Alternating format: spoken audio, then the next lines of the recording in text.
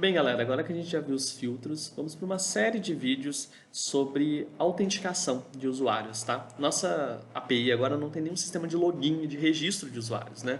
As nossas rotas estão todas públicas, ou seja, qualquer um pode acessar as nossas rotas. Mas vamos supor que só usuários logados, cadastrados na nossa plataforma, podem criar postagens. Como que a gente faria isso na nossa API? É isso que a gente vai fazer agora, tá? Para isso eu vou seguir um tutorial aqui da DigitalOcean, para a gente não esquecer nada, não correr esse risco. E eu vou passar esse tutorial para vocês também aí na descrição do vídeo, tá? A gente vai fazer essa autenticação com o JWT, que são JSON Web Tokens, né? Que é uma autenticação baseada num token que a gente vai criar para o usuário, e esse usuário vai ter que passar esse token toda vez que ele quiser acessar um conteúdo da nossa API que é restrito a usuários logados, tá? Para ele indicar que ele tem autorização para aquilo, que ele está logado, tá? Perfeito. Onde que vai ser passado esse token, vocês me perguntam? Aqui no header da requisição. Então, lembrem que no header a gente passa algumas configurações, né, da nossa requisição, algumas opções, e a gente já viu alguns, como Content Type ou Accept, que indicam o tipo de conteúdo que a gente está mandando, no caso Application JSON, né, na maioria das vezes. Mas existe um header chamado Authorization. Esse header aqui embaixo, ó, Authorization. Ele vai receber um token de acesso, eu coloquei um aqui de exemplo para vocês, ó, esse daqui é um token, tá? E então a gente vai dizer para a nossa API, ó, só deixa usuários acessarem essa rota aqui, por exemplo, se no header da requisição tiver um token. Se não tiver um token, você barra o usuário e diz para ele que ele precisa de um token para acessar, que ele precisa estar logado. Tá bom? Vamos então para o nosso trabalho aqui. Primeiro, a gente precisa instalar algumas dependências, tá? Duas, na verdade. npm install JSON Web Token, tá? É a dependência que vai criar os tokens para a gente. Beleza. E a gente já tem aqui outra dependência que a gente precisa instalar, que é uma dependência chamada .env, tá? .env. Eu já vou explicar para que serve ela, tá? Mas instalem ela aí também. Beleza. Tendo as duas instaladas, eu vou limpar o terminal aqui.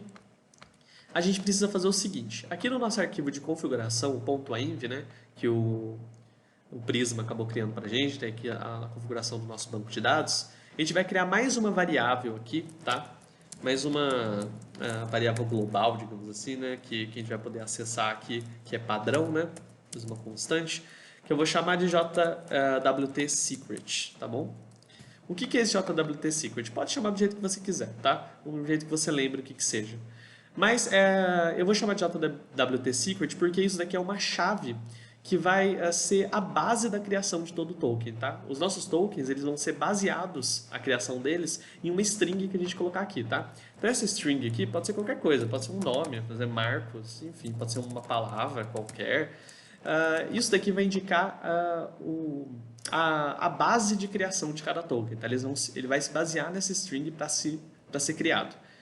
Acontece que isso daqui é muito importante, inclusive por isso que chama secret, tá? É uma chave secreta. Por quê? Se você tiver a chave de um token, você consegue ter acesso às informações que ele traz, tá? E isso é muito interessante para quem quiser burlar o seu sistema, entendem? Então, é o seguinte, é muito importante que a chave do seu token seja secreta primeiro, tá? Vocês não passem isso para outras APIs, enfim, fique aqui dentro do seu arquivo de configuração. E segundo, que ela seja difícil, tá? Seja uma string difícil, não seja uma string fácil, uma palavra, tá? Para a gente conseguir uma string devidamente difícil, a gente vai fazer o seguinte. Escrever Node aqui no terminal, ele vai abrir um terminal JavaScript aqui pra gente, tá bom? Aqui dentro a gente vai fazer o seguinte, vai rodar esse comando aqui, ó, que eu já deixei salvo aqui para vocês, ó. Aqui ele vai usar uma biblioteca de criptografia do JavaScript para criar uma string para a gente, extremamente complexa, para ser a nossa chave, tá bom? Então copiem isso daqui, ó, tá? E coloquem no terminal de vocês e podem dar Enter. Perfeito. Tá vendo que ele criou uma chave para a gente? Ó? Essa string aqui vai ser a nossa chave de acesso, tá? Nossa chave de criação, perdão. Colhem aqui. Perfeito, já temos ela criada, tá? Perfeito, então. Aqui a gente já tem a nossa chave de criação, vamos então criar um novo token, tá? Acontece que a gente vai precisar criar o nosso token várias vezes na nossa API, tá? Então vai ter vários momentos que a gente vai precisar criar um novo token, gerar um token, né? Então, por exemplo, quando o usuário logar na nossa plataforma, ele vai precisar criar um token para ele. Quando a gente criar um novo usuário na plataforma, seria legal retornar um token também, para acontecer o seguinte, quando alguém criar um usuário, ele já ter acesso à nossa plataforma, não precisar logar de novo, entendem? Então, alguns lugares da nossa plataforma vai precisar gerar um token. Então, a gente pode criar essa função de gerar um token separada de tudo e reutilizar ela quando for preciso, certo? Colocá-la num arquivo à parte. Para essas funções que vão precisar ser reutilizadas no código várias vezes, a gente pode usar um padrão e colocar elas numa pasta chamada utils, assim, ó, de utilidades, certo? Eles vão ser funções úteis para a gente, né, na nossa API, tá bom? Que a gente vai usar várias vezes. Aqui eu vou criar um arquivo chamado jwt.js, que vai ser o arquivo que vai gerar o token para a gente, tá? Vamos importar primeiro o jwt from JSON Web Token, que é a dependência que a gente acabou de instalar. Aqui dentro, a gente vai criar uma função, tá bom? Eu vou exportar ela como padrão, function, chamada gerar token, tá bom? Beleza? Aqui dentro, para gerar o nosso token, a gente pode retornar aqui jwt.sign, assim, ó, tá? Essa função aqui, ela vai criar um token para a gente baseado em 3 fatores, tá bom? Primeiro fator, alguma coisa, como eu posso explicar isso para vocês? Ele vai se basear em alguma informação que a gente passar para ele aqui nessa função, tá bom? Como parâmetro aqui, tá bom? E ele vai guardar essa informação aqui no token, tá bom? Então, qual informação pode ser? Pode ser o nome do usuário que está sendo logado, pode ser, sei lá, o e-mail do usuário que está sendo logado, ou pode ser o próprio usuário inteiro. Eu vou colocar o usuário inteiro aqui para vocês verem, ó. Então, o usuário, quando a gente gerar um token, a gente vai ter que passar o objeto de um usuário inteiro, tá? Aquele JSON do usuário, né? Inclusive, quando a gente dá um get nessa rota aqui, ó, ele retorna aqui pra gente, opa, tá. Para sair do terminal do JavaScript aqui, inclusive, eu não mostrei para vocês, ó, nesse terminal que a gente criou, é só escrever isso daqui, ó. Perfeito. Aqui dentro a gente vem aqui, npm run dev, né, como a gente tinha já feito. Beleza, e aqui para mostrar para vocês, ó, isso daqui é um objeto de um usuário, né, é um usuário inteiro. A gente pode passar um objeto inteiro assim, aqui no token, para ele guardar ali no token para a gente, tá bom?